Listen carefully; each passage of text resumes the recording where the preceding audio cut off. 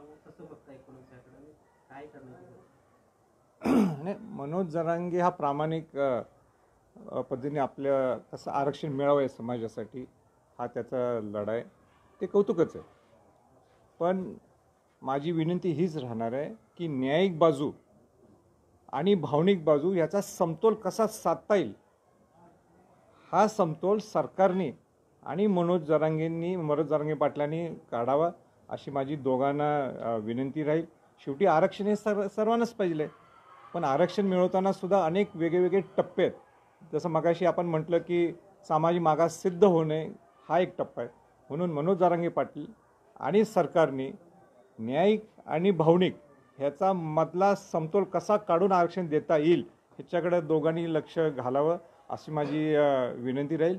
आत्ताच मी मगाशी तिथं प्रेसला याच्या अगोदर किंबहुना तुमच्याशी संवाद साधायच्या अगोदर माझं विनोद पाटलांशी बोलणं झालं. विनोद पाटलांनी जी याचिका दाखल केलेली आहे आणि उद्या क्युरेटिव्ह पिटिशनचं उद्या त्यांनी निकालाची तारीख दिलेली आहे. किंबहुना उद्या सुप्रीम कोर्ट सांगणार आहे नेमकं क्युरेटिव्ह पिटिशन आम्ही एक्सेप्ट करू की नाही करू. पण विनोद पाटलांच्या बोलण्यावरनं आणि मी त्यांचं जे सगळं संभाषण ऐकल्यानंतर मला सुद्धा पूर्ण विश्वास वाटतोय की उद्या हिअरिंगसाठी ते निश्चित घेतील आणि समाजाला आरक्षण देण्यासाठी एक सर्वोच्च न्यायालय हे सकारात्मक असण्याची शक्यता आहे. राजे, दोन प्रवाह या आरक्षणाच्या बाबतीत आढळून येतात. एक तर कुणबी